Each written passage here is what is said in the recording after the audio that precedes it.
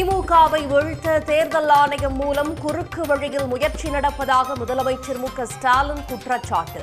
திமுகவின் வரலாறு தெரியாதவர்கள் மிரட்டி பார்ப்பதாக இளைஞர் அணியின் அறிவு திருவிழாவில் பேச்சு.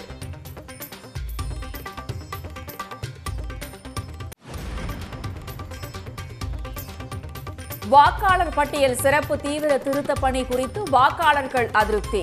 வாடகைக்கு இடம் பெயர்ந்தவர்கள் வேலைக்காக வெளியூரில் இருப்பவர்களுக்கு சிரமம் என கருத்து. கஷ்டமானதுதான் இருக்குது. அதான் பெற்ற தாய் தப்பன் அதெல்லாம் அவங்க கேட்குறாங்க. ஓட்டு ஐடி கார்டு கேட்குறாங்க. அவங்களதெல்லாம் நம்மக்கிட்ட இல்லை. இப்போ நம்மளது இருக்கிறத வச்சு தான் நம்ம ஓட்டு போட முடியும். இத்தனையும் கேட்டால் அது எடுத்து நம்ம இருக்கிறவங்க கொடுப்போம், இல்லாதவங்க என்ன பண்ணுவாங்க. கிரவுண்ட் ஃப்ளோரில் நாங்கள் குடியிருக்கிறோம். ஃபர்ஸ்ட் ஃப்ளோரில் எங்கள் சித்தப்பா வீடு இருக்காங்க. இப்போ அவங்களுடைய சன்னு வந்து பார்த்தீங்கன்னா சென்னையில் வந்து ஐடி கம்பெனியில் ஒர்க் பண்ணுறாரு. இப்போ லீவுக்கு வந்து மாதம் ஒருக்கா இங்கே வந்துட்டு போயிட்டு இருக்காரு. எலெக்ஷன் டைமில் பண்டிகை டைமில் இங்கே வந்துடுறாரு. இப்போ அவங்களுக்கு வந்து அவங்களுடைய ஆதார் கார்டும் ஃபோட்டோவும் அவர் நேரில் கொண்டு வந்தால் தான் இந்த சிஆர் ஃபார்ம் கையில் கொடுப்போம் அப்படின்றாங்க. கேரளாவில் அபராதம் விதிக்கப்படுவதை கண்டித்து தமிழ்நாட்டு ஆம்னி பேருந்துகள் எல்லையிலேயே நிறுத்தம். வாளையாறில் ஆம்னி பேருந்து நிறுத்தப்பட்டதால் வாக்குவாதம்.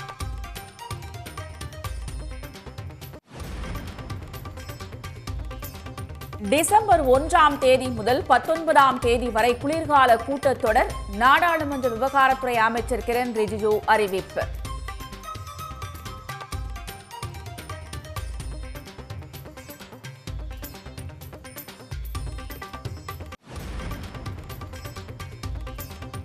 பீகார் 2ஆம் கட்ட தேர்தலுக்கான பரப்புரை நாளையுடன் நிறைவு. பிரதமர் மோடி, எதிர்க்கட்சித் தலைவர் ராகுல் காந்தி உள்ளிட்டோர் தீவிர வாக்குச் சேகரிப்பு.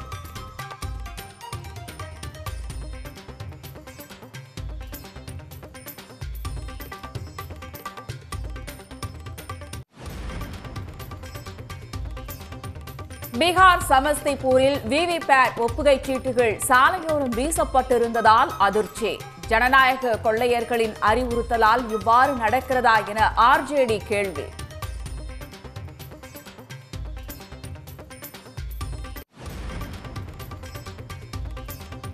இரண்டாயிரத்து 26 சட்டப்பேரவை தேர்தலில் அதிமுக பெரும்பான்மை இடங்களில் வெற்றி பெற்று ஆட்சி அமைக்கும். ஓமலூர் பொதுக்கூட்டத்தில் எடப்பாடி பழனிசாமி பேச்சு.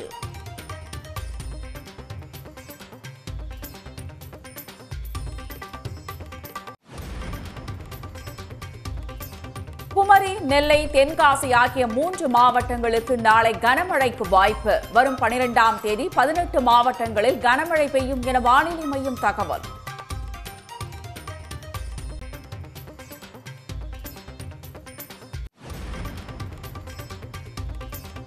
சென்னையில் ஆபரண தங்கத்தின் விலை சவரனுக்கு 240 ரூபாய் உயர்வு. ஒரு சவரன் 90,400 ரூபாய்க்கு விற்பனை.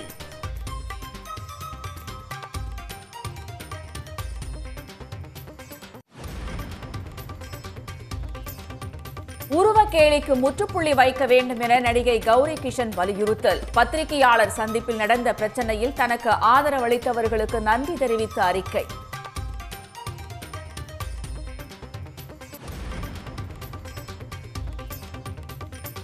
போலி நீட் மதிப்பெண் சான்றிதழ் தயார் செய்து சேர்க்கை பெற்ற விவகாரம். பழனி மாணவிக்கு மேற்கு வங்க கும்பல் உதவியது அம்பலம்.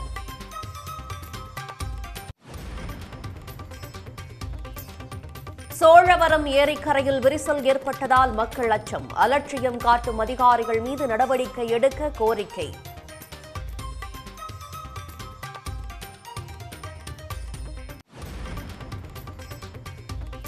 பாம்பன் கடல் பகுதியில் கடல் நீரை உறிஞ்சிய மேக கூட்டங்கள். ஆச்சரியத்தோடு கண்டுகளித்து மீனவர்கள் பதிவு செய்த வீடியோ வெளியானது.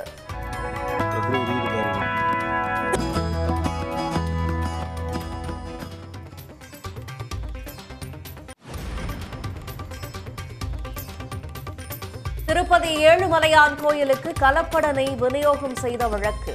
நெய் என ரசாயனத்தை சப்ளை செய்ததாக மேலும் ஒருவர் கைது.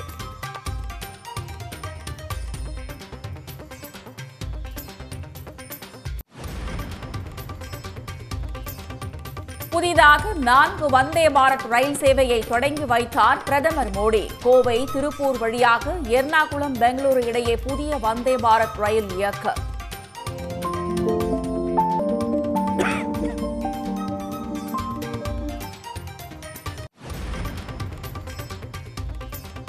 பீகார் தேர்தலில் இருமுறை வாக்களித்ததாக எழுந்த சர்ச்சை. வலது ஆட்காட்டி விரலில் தவறுதலாக மை வைக்கப்பட்டதே காரணம் என எம்பி சாம்பவி விளக்கம்.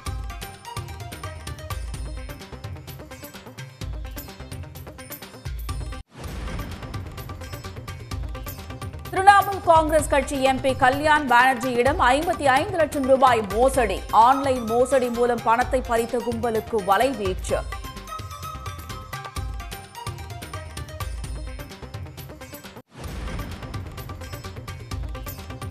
சமூக வலைதளங்களில் ட்ரெண்ட் ஆகும் விதவிதமான மன்னிப்பு கடிதங்கள். நகைச்சுவையாக வாடிக்கையாளர்களிடம் மன்னிப்பு கேட்டு ரிலையன்ஸ், அதானி உள்ளிட்ட நிறுவனங்கள் அறிக்கை.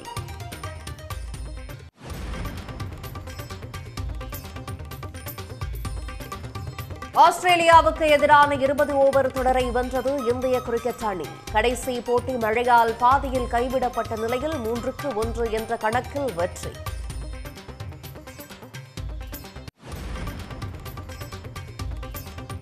விஜயின் கடைசி திரைப்படமான ஜனநாயகன் முதல் பாடல் வெளியீடு.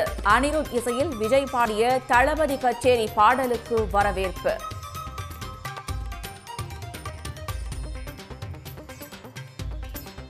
கொள்கை ரீதியாக வீழ்த்த முடியாத திமுகவை எஸ்ஐஆர் மூலம் வீழ்த்த நினைப்பதாக குற்றம் சாட்டியுள்ள முதலமைச்சர் மு.க.ஸ்டாலின், கருப்பு, சிவப்பு, நீலம் சேர்ந்திருக்கும் போது காவியால் எதுவும் செய்ய முடியாது என்று கூறியுள்ளார். திமுகவின் 75வது ஆண்டு நிறைவையொட்டி கட்சியின் இளைஞரணி திமுக 75 அறிவு திருவிழா எனும் நிகழ்ச்சி சென்னை வள்ளுவர் கோட்டத்தில் நடைபெற்று வருகிறது. இந்நிகழ்ச்சியில் இருவண்ண கொடிக்கு வயது 75 எனும் கருத்தரங்கத்தை தொடங்கி வைத்த முதலமைச்சர் முற்போக்கு புத்தக காட்சியையும் துவங்கி வைத்தார். அரசியல் புத்தகங்கள் மட்டுமே இடம்பெறும் முற்போக்கு புத்தக காட்சியினை துவக்கி வைத்து சிறப்பித்துக் கொண்டிருக்கிறார்கள். காலத்தின் நிறம் கருப்பு சிவப்பு புத்தகத்தை முதலமைச்சர் மு.க.ஸ்டாலினிடம் இருந்த திமுக பொதுச் செயலாளரும் அமைச்சருமான துரைமுருகன் பெற்றுக் கொண்டார். அறிவு திருவிழாவில் பேசிய முதலமைச்சர், உலகத் தமிழர்கள் உள்ளத்தில் தமிழை உயர்த்திப் பிடிக்கும் பேரியக்கம் திமுக என தெரிவித்தார். இந்த அறிவு திருவிழாவை ஆண்டுதோறும் நடத்த வேண்டும் என உதயநிதியிடம் கேட்டுக்கொண்ட முதலமைச்சர், அறிவை மையப்படுத்தி அறிவொளியை பரப்புவதே திமுகவின் தலையாய கடமை என்று தெரிவித்தார். நாம் பெற்ற வெற்றி என்பதை இனி யாரும் படைக்க முடியாத வரலாற்று சாதனை. இந்த வரலாறு பற்றியெல்லாம் தெரியாத சிலர் நம்மை மிரட்டி பார்க்கிறாங்க. இன்னும் சில அறிவியலிகள் திமுக போலவே வெற்றி பெறுவோம்னு பகல் கனவு காண்றாங்க. திமுக போல் வெற்றி பெற திமுக போல் உழைப்பும் அறிவும் தேவை. ஒரு சூரியன், ஒரு சந்திரன், ஒரு திமுக தான். இப்படி ஒரு ஏக்கம் இந்த மண்ணில் தோன்ற முடியாது. தொடர்ந்து பேசிய முதலமைச்சர், காலத்தின் நிறம் கருப்பு சிவப்பு புத்தகத்தை அனைவரும் படிக்க வேண்டும் என்று கேட்டுக்கொண்டார். திமுகவின் சாதனைகள், வளர்ச்சிகள் பலரின் கண்களை உறுத்துவதாக கூறிய முதலமைச்சர், அதனால் தான் கொள்கை ரீதியாக திமுகவை வீழ்த்த முடியாததால் எஸ்ஐஆர் மூலம் வீழ்த்த நினைப்பதாக குற்றம் சாட்டினார். நம்ம இயக்க வரலாறு முழுக்கவே போராட்ட வரலாறு தான். நம்முடைய போராட்ட வரலாற்றை நேரோட்டும் கொள்கை திருவிழா தான் இந்த அறிவு திருவிழா. முற்போக்கு விழாவா? கருப்பு, சிவப்பு, நீலம் சேர்ந்திருக்கிறப்போ எந்த காவியாலும் நம்ம எதுவும் செய்ய முடியாது. இந்தியாவின் ஜனநாயகத்தையும் தமிழ்நாட்டின் எதிர்காலத்தையும் காக்க 2019 முதல் தொடரக்கூடிய பயணம் 2026 மாபெரும் வெற்றி பெறும் என்றும் திராவிட மாடல் 2.0 ஆட்சி அமையும் என்று முதலமைச்சர் மு.க.ஸ்டாலின் உறுதிபட கூறினார். வாக்காளர் பட்டியல் சிறப்பு தீவிர திருத்த பணிகள் பல்வேறு குழப்பங்களை ஏற்படுத்தியுள்ளதாக தமிழ்நாட்டின் பல்வேறு மாவட்டங்களைச் சேர்ந்த வாக்காளர்கள் குற்றஞ்சாட்டியுள்ளனர். இதுகுறித்த ஒரு செய்தி தொகுப்பை காணலாம்.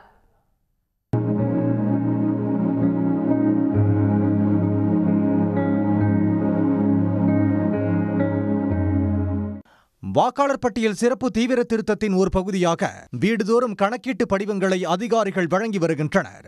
அந்த படிவத்தில் 2005 வாக்களித்த தொகுதி, தந்தை, தாயார் பெயர்கள், அவர்களின் வாக்காளர் அடையாள அட்டை எண் உள்ளிட்ட விவரங்கள் கேட்கப்பட்டுள்ளன. ஆனால் படிவத்தில் உள்ள அனைத்து கேள்விகளுக்கும் தங்களுக்கு பதில் தெரியவில்லை என்று திருச்சியைச் சேர்ந்த வாக்காளர்கள் கூறியுள்ளனர். இதில் 2005 பதிவு பெற்றவங்கள கீழே போடணும்னு சொல்லி குறிப்பிடுறாங்க. ஆனால் 2005 யார் பேரில் எந்த பகுதி எண் உள்பட கேட்குறாங்க. அந்த பகுதி எண்ணெலாம் வந்து அவங்களே கொடுக்கணும். ஆனால் வந்து அதெல்லாம் எதுவுமே கொடுக்கறதில்ல. நீங்களாக போடுங்கன்னு சொல்கிறாங்க. பெற்றோரே இருக்கிறாங்க 2005. எனக்கே 2005 ஓட்டிருக்கு. ஆனால் 2005 எந்த சட்டமன்ற தொகுதி, எந்த பாகம் என்ன வரிசையில் இருந்துச்சு அப்படின்னு கேட்குறாங்க. அந்த விவரம்லாம் எங்களுக்கு தெரியாது. ஒன்றும் இதுக்கு முன்னாடி என்ன இருந்துச்சுன்னு அவங்களே குறிப்பிட்டு சொல்லணும். ஆனால் சொல்லும்போது வந்து தேர்தல் கமிஷன் என்ன சொல்கிறாங்க, நாங்கள் வந்து ப்ளூ கலர் க்ரீன் கலரில் கோடு போட்டு காமிச்சிருக்கோம், பார்த்தா தெரியும், அவங்களே கொண்டு வருவாங்க அலுவலர்களை அப்படிங்கிறாங்க. ஆனால் வந்து எதுவுமே அவங்க கொண்டு வரல, அவங்களே திணறிக்கிட்டு இருக்கிறாங்க. சென்னை வேளச்சேரி தொகுதியில் பெரும்பாலான அடுக்குமாடி குடியிருப்புகளில் அலுவலர்கள் மற்றும் அரசியல் கட்சிகளின் பாக முகவர்களை குடியிருப்புகளுக்குள் அனுமதிக்காமல் அலைக்கழிப்பதாக குற்றச்சாட்டு எழுந்துள்ளது. இதில் வந்து ஏற்கனவே இருந்த முறைகள் வந்து இப்போ சரி இல்லைங்க. இது வந்து புது முறையாக கொண்டாந்துருக்குறாங்க. எல்லாமே பழைய வாக்காளர்லாம் பாதி பேர் இப்போ குறையிறாங்க. இப்போ ஒவ்வொரு வீட்லேயும் ஒவ்வொரு இடத்துலையும் வந்து பார்க்கும்போது அவங்க என்ன பண்ணுறாங்க, இப்போ இந்த அட்ரஸ் எல்லாமே வந்து சொந்த வீட்டுக்காரில் பாதி பேர் சொந்த வீட்டுக்காரர் இருக்காங்க, வாடகை வீட்டில் இருக்கிறாங்க, அவங்க மாறி போயிருப்பாங்க. இப்போ அந்த வீட்டில் வந்து கேட்கும்போது அவங்க என்ன சொல்கிறாங்க, இந்த வீட்டில் ஆள் இல்லை அப்படின்னு சொல்லும்போது அப்போ அவங்கள என்ன பண்ணுறது? 20 ஆண்டுகளுக்கு முந்தைய விவரங்களை கேட்டால் அதை எங்கே போய் தேடுவது என திண்டுக்கல், ஈரோடு மாவட்ட வாக்காளர்கள் கேள்வி எழுப்பியுள்ளனர். வாக்காளர் ஓட்டு உரிமைன்றது வந்து மக்களோட அடிப்படை உரிமை.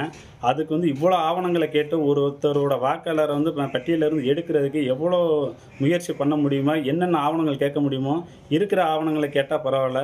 2002னா 25 வருஷத்துக்கு 23 வருஷத்துக்கு முன்னாடி போய் அன்னைக்கு உங்களோட உறவினர் யார், அவங்களோட நம்பர் இருக்கா, இல்லை அவங்க இல்லாட்டினா அவங்களோட இறப்பு எல்லாத்தையும் கொடுங்க அப்படின்னு சொல்லிட்டு கேட்குறாங்க. இதெல்லாம் வந்துட்டு மக்களுக்கு வந்துட்டு, எளிய மக்களுக்கு வந்துட்டு எங்கே போய் எடுக்கிறது, எங்கே போய் பார்க்குறதுன்னு சொல்லி தெரியாமல் இன்னும் குழப்பத்திலே அந்த அப்ளிகேஷன் ஃபார்ம் வாங்கி மட்டும் வீட்டில் வச்சுருக்குறாங்க. நாங்கள் பிறந்த தேதியே எங்களுக்கு தெரியாது. எங்களை கேட்டால் எப்படிங்க நாங்கள் சொல்கிறது? நாங்கள் ரெண்டாவது வருஷம் எங்கே ஓட்டு போட்டீங்கன்னா நாங்கள் என்னன்னு சொல்கிறது? நாங்களும் வயசானவங்க, மறந்துருப்போம், மறக்காத இருந்திருப்போம். எங்களையெல்லாம் கேட்டால் இப்படிலாம் அழைக்கப்படாதுங்க சாமி. எஸ்ஐஆர் நடவடிக்கை என்பது தேவையே இல்லாத ஒன்று என்றும் முந்தைய முறைப்படியே வாக்கு செலுத்த அனுமதிக்க வேண்டும் என்றும் அருப்புக்கோட்டையைச் சேர்ந்த மக்கள் கோரிக்கை விடுத்துள்ளனர். அதனால இப்ப தேவையில்லாம இந்த எஸ்ஐஆர்ங்கிறது கொண்டு வரதுனால எங்களுக்கு அது நம்பிக்கை இல்லாத ஒரு இதா இருக்கு. தேவையில்லாத அது கொண்டு வர்றாங்க. இப்ப எப்பயும் போல நம்ம வாக்காளர் வச்சு நம்ம ஜாதகம் நம்ம பேர் இருக்கு, அதை வச்சு முறையாக போட்டுக்கிட்டு. சென்னை, விழுப்புரம், புதுக்கோட்டை உள்ளிட்ட மாவட்டங்களிலும் கணக்கீட்டு படிவத்தை திருத்துவதில் பல்வேறு குழப்பங்களை எதிர்கொள்வதாகவும் இந்த நடவடிக்கையை தேர்தல் ஆணையம் கைவிட வேண்டும் என்றும் பல்வேறு மாவட்ட மக்கள் கோரிக்கையை முன்வைத்துள்ளனர். முன்னாள் அமைச்சர் செங்கோட்டையன் அதிமுகவிலிருந்து நீக்கப்பட்டிருப்பது அவர்களின் உட்கட்சி பிரச்சனை என்றும் இதில் திமுக தலையிட விரும்பாது என்றும் வீட்டு வசதித்துறை அமைச்சர் சு முத்துசாமி தெரிவித்துள்ளார். யார் யார் எந்த கட்சியில் இணைந்தாலும் யாரும் தடுக்க மாட்டார்கள் என்றும் அவர் தெரிவித்துள்ளார். இல்லை, யாரையும் எந்த கட்சியும் வேண்டான்னு சொல்லாதில்ல, அதெல்லாம் பிரச்சனை கிடையாது. அதை நாங்கள் இப்போ சொல்லிகிட்டு இருக்க முடியாது. அவங்களுடைய சூழ்நிலை பார்த்து அவங்களுக்கு என்ன வசதி என்பதெல்லாம் பார்த்துட்டு அவங்க ஒரு முடிவு எடுப்பாங்க. அதில் நாங்கள் போய் சொல்லிட்டு இந்த மாதிரி இருக்குது அந்த மாதிரி இருக்குங்கிற சொல்கிறதுங்கிறது மிக தப்பு. அதெல்லாம் பின்னணினாங்க. அப்போ நிறைய பேர் பிஜேபி பின்னணிங்கிறாங்க. இதெல்லாம் யார் போய் சொல்லிகிட்டு இருக்கிறது? இதெல்லாம் அவங்களுக்கு இருக்கிற சூழ்நிலை. அது ஒரு உள்கட்சியினுடைய பிரச்சனை. அதில் நாங்கள் கருத்து சொல்கிறதே முதல்ல தப்பு. அங்கே ஒரு குழப்பத்தை உருவாக்குற நோக்கம் எங்களுக்கு இல்லை. அந்த கட்சி அரசியல் ரீதியாக எப்படி செயல்படுதுங்கிறத நாங்கள் பேசலாம். என்ன திட்டங்களை முதல்ல செஞ்சது, செய்ய தவறியதுங்கிறதில் தான் பேசலாம். அந்த கட்சிக்குள்ளே இருக்கிற குழப்பத்தை எதையும் நாங்கள் ஒரு வார்த்தை சொல்லுவது கூட அநாகரிகம்னு நாங்கள் நினைக்கிறோம். பீகார் தேர்தல் வெறும் அரசியல் யுத்தம் அல்ல என்றும் மக்களின் அடிப்படை உரிமைகளை மீட்பதற்கான போராட்டம் என்றும் காங்கிரஸ் பொதுச் செயலாளர் பிரியங்கா காந்தி கூறியுள்ளார். 243 தொகுதிகளை கொண்ட பீகார் சட்டப்பேரவைக்கு 2 கட்டங்களாக தேர்தல் நடைபெறுகிறது. 121 தொகுதிகளுக்கு நடைபெற்ற முதல்கட்ட தேர்தலில் 64.6% வாக்குகள் பதிவாகின. வரும் 11ஆம் தேதி 2ஆம் கட்ட தேர்தல் நடைபெறும் நிலையில் 122 தொகுதிகளில் ஞாயிறு மாலையுடன் பிரச்சாரம் ஓய்வதால் தலைவர்கள் அனல் பறக்கும் பிரச்சாரத்தில் ஈடுபட்டுள்ளனர். சீதாமரி என்னும் இடத்தில் பிரச்சாரம் செய்த பிரதமர் மோடி மீண்டும் தேசிய ஜனநாயக கூட்டணி ஆட்சிதான் அமைய வேண்டும் என்றும் துப்பாக்கி கலாச்சார ஆட்சி வரக்கூடாது என்றும் கூறினார். மாணவர்களுக்கு புத்தகங்களையும் லேப்டாப்களையும் ஹாக்கி மட்டைகளையும் தர தேசிய ஜனநாயக கூட்டணி நினைப்பதாகவும், ஆனால் துப்பாக்கியை அவர்கள் கையில் திணிக்க ராஷ்டிரிய ஜனதா தளம் கூட்டணி முயற்சிப்பதாகவும் அவர் குற்றம் சாட்டினார். பன்மான்கி பகுதியில் பிரச்சாரம் செய்த உள்துறை அமைச்சர் அமித்ஷா டெல்லியில் பிரதமர் பதவியும் பீகாரில் முதலமைச்சர் பதவியும் காலியாக இல்லை என்றும் அவற்றை மகா கூட்டணியால் பிடிக்க முடியாது என்றும் கூறினார். கத்வா பகுதியில் பிரச்சாரம் மேற்கொண்ட காங்கிரஸ் பொதுச் செயலாளர் பிரியங்கா வதேரா மகா கூட்டணியின் அரசியல் போர் மக்களின் அடிப்படை உரிமைகளுக்காக மகாத்மா காந்தி போராடியதை பிரதிபலிப்பதாக கூறினார். और मोदी जी समझते हैं कि आपको झूठे वादे देकर आपको 10,000 रुपए पकड़ाकर वोट ले लेंगे आपका.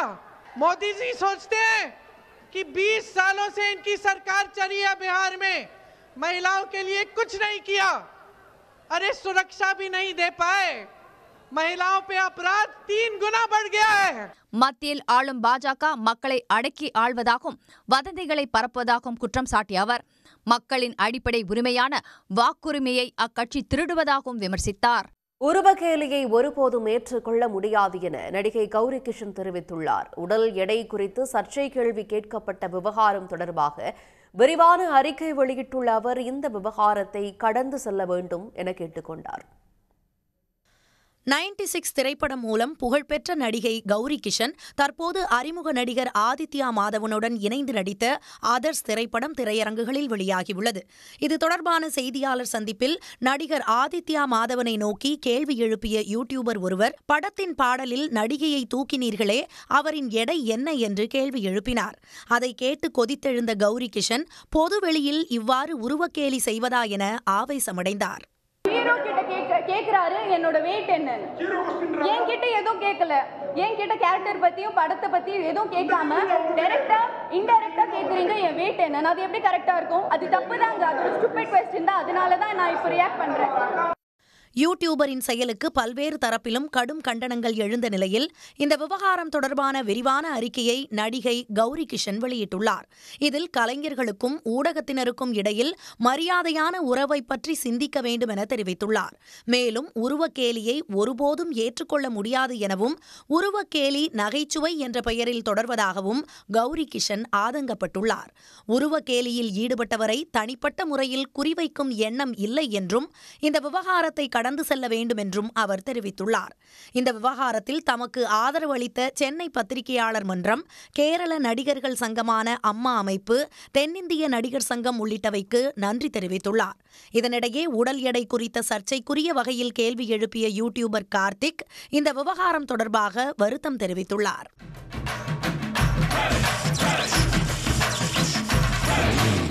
நான் தான் ஆட்சிக்கு வருவேன், நாங்க தான் வருவோம், எங்களுக்கு திமுக தான் போட்டி அப்படின்னு விஜய் சொல்லியிருக்காரு. அதுதான் நான் சொன்னேன். அரசியலில் ஆத்திச்சூடி கூட தெரியாத இந்த மனிதர் நான் ஆட்சிக்கு வந்து இப்பொழுதே முதலமைச்சர் ஆகிவிட்ட மாதிரி கனவுலகத்தில் மிதந்துகிட்டு அந்த உணர்வோடு அடுத்து நான் தான் சொல்றாரு, காகித கப்பலில் கடல் தாண்ட முனைகிறார், ஆகாய வெளியில் கோட்டை கட்டுகிறார். அவரது கனவுகள் அனைத்தும் காணல் நீராக போய்விடும். 41 பேர் செத்து கிடக்காங்க. ஓடியாந்துட்டு திருச்சியிலையும் தங்காம ஒரே ஓட்டமா மெட்ராஸுக்கு வந்துட்டு அது பிறகு பக்கமே போகாம அதை பற்றி ஒரு குற்ற உணர்ச்சி இல்லாம வருத்தப்படாம கையில ரூபா இருக்குன்னு சொல்லி நான் நிதி கொடுக்கிறேன், எல்லாம் என்னே பார்க்க வாங்க, எங்கேயும் துஷ்டி வைக்க போறவன் இளவு வைக்க போறவன் அந்த வீட்டுல போய் தான் கேட்பானே தவிர அந்த துஷ்டி வீட்டுக்காரன் இளவு வீட்டுக்காரன என் வீட்டுக்கு வாரா இளவு கேட்கிறேன்னு தமிழ்நாடு சரித்திரத்திலேயே யாரும் செய்யாத பித்தலாட்டத்தனம். அண்ணா திராவிட முன்னேற்ற கழகத்திலே இருந்து அவருடைய பொதுச் செயலாளர் அனுப்பி வைத்த முக்கியமா சொன்னவர் ஓபிஎஸ். அதிமுக பொதுச் செயலாளரிடம் போய் அவர் நம் கூட்டணியில் நீடிக்க விரும்பவில்லை, அவர் சொல்றபடி நம்ம சீட்டு கொடுக்க முடியாது, அதனால முடிச்சுட்டாரு அப்படின்னு பொய்ய சொல்லிட்டார். போன கையிலேயே வச்சிருக்கிறேன். ஓபிஎஸ் கூப்பிடுவாரு, கூப்பிடவே இல்லை. ஏன்னா அவங்க எடுத்த முடிவுக்கு மாறா அவர் எந்த காரணத்தை முன்னிட்டு நம்மோட கூட்டு வரமாட்டாருன்னு ஓபிஎஸ் சொல்லிட்டார். அதன் பலனை இன்று ஓபிஎஸ் அனுபவித்துக் கொண்டிருக்கிறார். அம்மா அவர்கள் என்ன சொல்லுகிறாரோ, என்ன பேச சொல்லுகிறாரோ அதை மட்டுமே தான் நான் பேசி வந்திருக்கிறேன், செயல்பட்டு வந்திருக்கிறேன் என்பதனை அனைவருக்கும் நன்றாகவே தெரியும். அண்ணன் வைகோ அவர்கள் மீது நான் மிகுந்த மரியாதையும் அன்பும் பற்றும் பாசமும் வைத்திருக்கிறேன், இன்றைக்கும் வைத்திருக்கிறேன். அவர் என்ன பேசினாலும் நான் அவர் மீது அன்போடு தான் இருப்பேன், மரியாதையோடு தான் இருப்பேன். நான் சொல்ல போகிற பதில், அவருக்குரிய பதில், அவர் மனது புண்படும்படியாக ஒரு சூழலை ஏற்படுத்தும் என்ற காரணத்தினால் நான் அந்த பிரச்சனைக்கு உள்ளே போக விரும்பவில்லை. அரசியல் நாகரிகம் கருதி எந்த கருத்தை சொன்னாலும் அந்த கருத்து ஏனென்றால் 2011 நடந்த அந்த பேச்சு இன்று கிட்டத்தட்ட 14 ஆண்டுகள் ஆகிறது. அதை இப்பொழுது பேச வேண்டிய நிலை ஏன் அண்ணன் அவர்களுக்கு வந்தது என்று எனக்கு தெரியவில்லை. அந்த பிரச்சனையை, அது பிரச்சனையாக அல்ல, நான் உண்மையை தான் சொல்லுவேன். அவர் விரும்பினால், நான் பதில் சொல்ல வேண்டும் என்று விரும்பினால் நான் அதை சொல்லுவேன் என்பதை தெரிவித்துக் கொள்கிறேன். 3 முறை அம்மா இருக்கின்ற போதும் அம்மா மறைவுக்கு பிறகும் ஓபிஎஸ்ஐ மட்டும்தான் முதலமைச்சராக அரியணையில் அமர்த்தினார்கள். ஏன் உங்களை அமர்த்தவில்லை முதலமைச்சராக என்ற கேள்வி நான் இங்கே கேட்க விரும்புகிறேன். நான் முதலமைச்சர் ஆனதற்கு பிறகுதான் இவருக்கு அமைச்சரவையில் இடம் தந்தேன் என்று சொன்னார்கள். எங்களை போன்றவர் இவர் முன்மொழிவில்லை என்று சொன்னால் இவர் முதலமைச்சரே ஆயிருக்க முடியாது. இவர் அம்மா மூலமாக 3 முறை முதலமைச்சரானவர் ஓபிஎஸ். ஆனால் இவரை பொறுத்தவரையும் கொல்லப்புற வழியாக முதலமைச்சரான என்பது நாடறிந்த ஒன்று.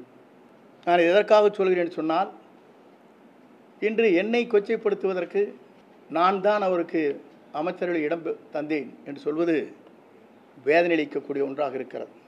எதற்கெல்லாம் சிபிஐ விசாரணை வேண்டும் என்று நாம் வலியுறுத்தி கொண்டிருக்கிற போது, கொடநாட்டில் நடைபெற்ற கொலைகளை பற்றி இதுவரையிலும் குரல் கொடுக்கப்பட்டிருக்கிறதா? எதற்கெடுத்தாலும் சிபிஐ, எதற்கெடுத்தாலும் சிபிஐ. அந்த கொடநாட்டில் ஏற்பட்டிருக்கிற கொள்ளைக்கு ஒரு நாளாவது சிபிஐ விசாரணை வேண்டும் என்று குரல் கொடுக்கப்பட்டிருக்கிறதா என்பதை நான் தெரிந்து கொள்ள விரும்புகிறேன். கொடநாட்டில் போய் அந்த வாட்ச்மேனை கட்டி வாயெல்லாம் போட்டுட்டு உள்ளார போய் ஜன்னலை உடைச்சி அங்கே ஒன்றும் பணம் காசு இருக்காதுன்னு எல்லாருக்கும் தெரியும். அங்கே போய் என்னத்தை ஃபைலை தேடினாங்களே, அது யார்? எம்எல்ஏக்களை பற்றி, கட்சியில் உள்ள மாவட்ட செயலாளர்கள், மந்திரிகளை பற்றிய அம்மா கேட்டிருக்க ரிப்போர்ட்டெல்லாம் போயஸ் கார்டனில் இருக்கும். நான் நிறையா கிழிச்சு போட்டிருக்கேன். நானும் டாக்டர் வெங்கடேஷும் அம்மா ரூமில் இருந்தெல்லாம் கிழிச்சு போட்டோம். ஏன்னா அவர்களெல்லாம் அவர்களுடைய வாழ்க்கைக்கே அதை நாங்கள் அது மாதிரி பிளாக்மெயிலர் கிடையாது. அதெல்லாம் உட்காந்து எங்கள் சித்தி அவர்கள் சொன்னதன் பேரில் அதெல்லாம் படித்து பார்த்து சிரிச்சிட்டு நானும் எனது டாக்டர் வெங்கடேஷும் எல்லாத்தையும் கொளுத்தி போட்டோம். ஏன்னா அது அம்மா அவர்கள் ஃபைலில் வச்சுருந்ததெல்லாம் அக்கா ரூமில் இருக்குப்பா, அதெல்லாம் பாருங்கள், தேவையில்லாதெல்லாம் நீக்கிடுங்கன்னாங்க. அதில் நிறைய பேர் அமைச்சர்களாக எல்லாம் இருந்தவங்க, அவங்களுடைய வண்டவாளங்கள்லாம் அதில் இருந்துச்சு. அதெல்லாம் கிழிச்சு போட்டிருக்கோம். அதுபோல் கொடநாட்டிலையும் இருக்குன்னு யாரோ போய் சொல்லியிருக்கான், எல்லாம் பயமுறுத்திருக்காங்க. அவங்க போய் அந்த குறுக்காவை கட்டி போட்டு உள்ளார போய் ஜன்னலை உடைச்சிட்டு உள்ளார போனது. அவர் சொல்கிறார் பழனிசாமி, இவர் என்னமோ வன்மமாக சொல்கிறாரு அண்ணன் செங்கோட்டையன்னு. அதில் எத்தனை பேர் செத்தாங்க? அங்கே உள்ள அந்த ஒரு இவன் இந்த ஆப்ரேட்டர் வந்து சூசைட் பண்ணிக்கிட்டான். அந்த டிரைவர் கனகராஜ் கொல்லப்பட்டார். இன்னொன்று அந்த யாரோ கேரளாவில் வந்தாங்களே அவங்க வண்டிகள்லாம் இதெல்லாம் இதுக்கு பெனிஃபிஷியரி யாராக இருக்க முடியும்? அங்கே போய் உள்ளார போய் யார் ஆட்சியில் நடக்குது? அதில் நான் படித்தேன், எல்லாரை பற்றி இருந்துச்சு. எல்லாருடைய லீலா வினோதங்கள் என்னென்ன எல்லாமே இருந்துச்சு. என்றைக்குமே டிடி தினகரன் பழனிசாமிக்கு சிம்ம சொப்பனம் தான். பழனிசாமியை நான் வீழ்த்த வேண்டிய அவசியம் இல்லை. அவரே கொல்லிக்கட்டையை எடுத்து தலையை சொரிஞ்சிட்டு வர்றாரு. யாரை கண்டாலும் பயம். அதனால் வந்து எனக்கே வேலை இருக்காது போல இருக்குது. அவரே எல்லா வேலையும் இந்த எலெக்ஷனில் முடிச்சுக்குவாருன்னு நினைக்கிறேன். இன்றைக்கு வாடிய பயிரை கண்டபோதெல்லாம் வாடிய வள்ளலாறு வாரிசு போல டிடி தினகரன் அவர்கள் மாண்புமிகு அம்மாவுடைய மறைவுக்கு பிறகு கட்சியும் ஆட்சியும் அபகரிக்க அவர் திட்டம் தீட்டினார். இதுதான் உண்மை. அவருடைய டிடி தினகரன் அவருடைய பருப்பு எடப்பாடியரிடத்தில் வேகவில்லை. அந்த விரக்தியின் வெளிப்பாடாக வாய் புளித்ததோ மாங்காய் புளித்ததோ என்று வாய்க்கு வந்ததெல்லாம் பேசிக்கொண்டே இருக்கிறார்கள். உனக்கு என்னப்பா, நீ பைத்தியம், எதை வேணாலும் பேசலாம் அப்படின்ற மாதிரி அம்மா அவர்கள் 10 ஆண்டு அவரை நடவடிக்கை எடுத்ததுனால மனநலம் பாதிக்கப்பட்டு விட்டாரோ என்கிற ஒரு கவலை அவருடைய தம்பிமார்களான எங்களுக்கெல்லாம் ஏற்பட்டிருக்கு. சனிக்கிழமை போனா சனிக்கிழமை மாதிரி ஆகிப்போச்சு அவன் கதை. ஒரு நடிகன் கட்சி ஆரம்பிச்சு அவன் எந்த நேரத்தில் சனிக்கிழமைன்னு சொன்னானோ கட்சியில சனிக்கிழமையே அவன் கதை முடிஞ்சு போச்சு. அவன் கதை கேட்டு இப்போ எங்களுக்கும் திமுக தான் போட்டி என்றான். அப்படி அரிமன் எடப்பாடி அவர்கள்லாம் நியாயத்துக்கு பேசுறாங்க. ஆனால் அந்த நன்றி உணர்ச்சி கூட எல்லாம் அவன் சொல்றான், நீ திமுக எனக்கு தான் போட்டி. அப்படி அருமை அண்ணன் பகுதி செயலாளர் சொன்ன போல அவன் இது வரைக்கும் ஒரு கவுன்சிலரா கூட வந்ததில்லை. அவன் வந்ததே ஒரு வருஷத்துல சனிக்கிழமை ஒரு 4 கூட்டம் பேசியிருப்பான். அவ்வளவுதான் அவனுடைய அரசியல் வரலாறு. ஆனால் இன்றைக்கு நம்முடைய அனைத்து இந்திய அண்ணா திராவிட முன்னேற்ற கழகம் இன்றைக்கு அவன் அதை பத்தி தெரியாது. இதற்கு 30 ஆண்டு காலம் ஆட்சியில் வந்த கழகம் நம்ம கழகம். அதை பத்தி வரலாறு தெரியாம பேசுறாங்க இன்னைக்கு.